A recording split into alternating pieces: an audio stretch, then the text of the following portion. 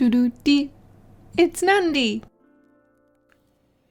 Hello friends, I'm doing another character showcase today. The Patriarch is the Genestealer Cult Patriarch and joins the faction as a legendary character, the second to arrive.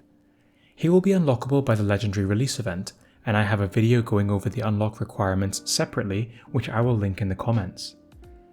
You know my format for the character showcases by now. We'll start by taking a look at the character and his kit.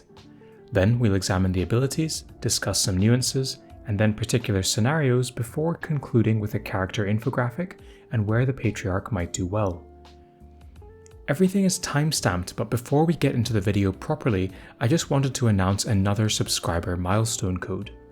15,000 gets you some gold and Hellbrex shards to celebrate my 15k subscriber milestone. Thanks to all of you who have supported me, and I hope to give away more codes as I hit more milestones. As usual, the model and animation are fantastic. The Patriarch has 4 traits, all of which we have seen before. He has the Infiltrate, Unstoppable, Terrifying, and crucially the Synapse trait, which opens up some interesting theory crafting when combining the Patriarch with the Tyranid faction. The stats on screen are at Diamond 3. Later on, I'll take a closer look to show you how this compares to other characters in the game. The Patriarch has a movement speed of 4. He has a 5-hit melee attack with the eviscerating damage type. The active ability is called Might from Below. This does unmodifiable psychic damage to a melee target. After the attack, it summons a pure strain Genestealer on each adjacent decoy. These Genestealers can immediately make a melee attack if able, but cannot move on the turn they are summoned. On screen you get a flavour of what the Genestealer looks like. You'll already have had some experience of what it is like fighting these units, as they are present in the Halloween Ascore survival event. The Patriarch's passive is Cosmic Horror. When the Patriarch defeats an enemy, it places a decoy on the hex of that enemy. It also causes enemies in nearby hexes to potentially be suppressed or trigger battle fatigue. The second part of the passive ability means that the Patriarch can heal himself when stepping onto a decoy. We can see how all of this fits together in the gameplay footage. In this first clip, we can see the active ability in action. It's a pretty straightforward damage attack. Both the active and passive abilities combine. So, as you can see here, when the primary target is defeated, a decoy spawns in the defeated hex, and then a Genestealer erupts from the decoy to attack immediately. In this following clip, we can see some of the effects of the passive ability in action. When the primary target is defeated, the surrounding units can be suppressed or flee. It's worth mentioning here that defeating doesn't mean directly killed. The Patriarch also spawns decoys on units that flee the battlefield as shown here. However, the Genestealers only spawn on adjacent decoys to the Patriarch, not all decoys as a result of his attack. In this clip here, you can see how after taking some damage from Certus, the Patriarch is able to heal using his passive ability by stepping onto a decoy. Beyond that, the Patriarch's kit is pretty simple. There aren't many interesting or unique things to discuss. I suppose one other thing that's worth mentioning is the Synapse trait. This makes the Patriarch usable alongside the Tyranids, and the interaction I like the most is that the Patriarch can move 4 hexes, and then the Tyranid Warrior can then be summoned within a further 2 hexes. The Tyranid Warrior is a pretty strong summon, and effectively this gives it a 6 hex summon range and opens up both the viability and the power of the Tyranid faction. Okay, so we've talked through his kit and showcased his abilities. I've listed the Patriarch's stats and skills on this slide. Feel free to pause this slide and take notes or screenshots if you'd like. The character is summarized on screen in my usual infographic style. His numbers on the right are at Diamond 3. Tauan, Tacticus Ambassador and Friend has run those comparatively against the existing characters.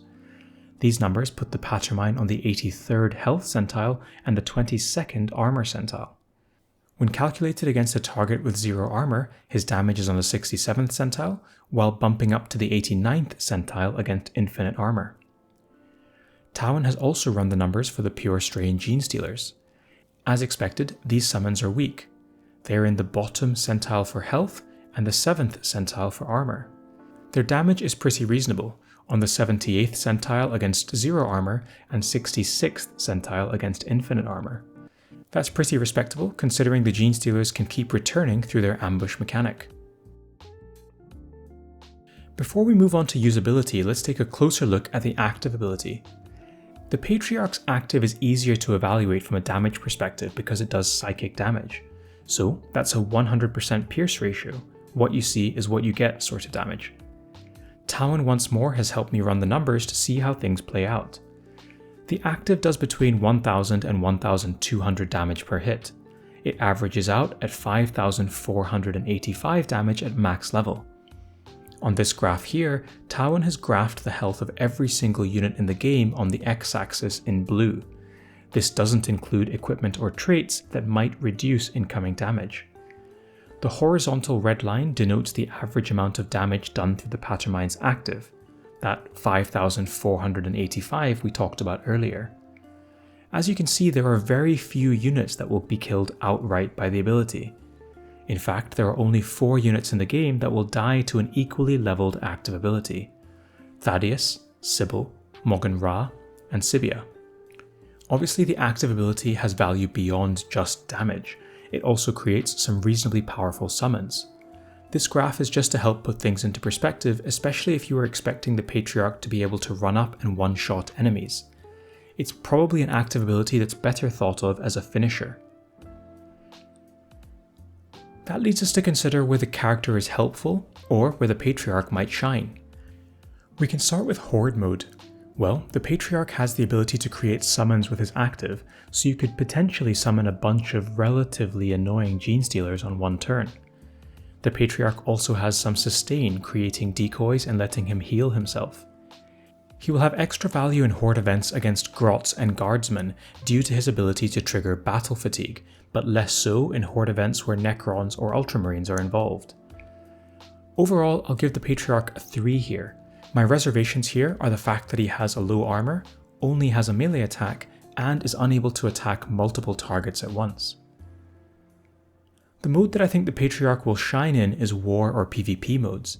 Having 4 movement is great. He can create summons which help massively against AI. He does a reasonable amount of damage and has synergies with the Tyranids through Synapse, and in particular makes the Winged Tyranid Prime much better. Infiltrate helps you get around Overwatch. My initial score here is 4 out of 5. What about guild raids? Sadly, I don't think the Patriarch has the kit to shine in guild raids. The only team that he would potentially fit into is the multi-hit team, and I just don't think he is good enough compared to the other options. Here, he gets a 2 out of 5. I'll maybe sign off there. Thank you as usual to my Patreons who have given me the platform to continue making this content. If you are in a position to support me and my work, I'd love it if you could check it out. My Patreons voted for Helbrecht and will continue to be involved in helping shape the giveaways on my channel. If not, I've left my refer a friend code here on screen. If you are a newer player, you can enter it and earn yourself 100 Blackstone. It is single use though, so choose who you support carefully. Bye for now. Doo-doo-dee. It's Nandi!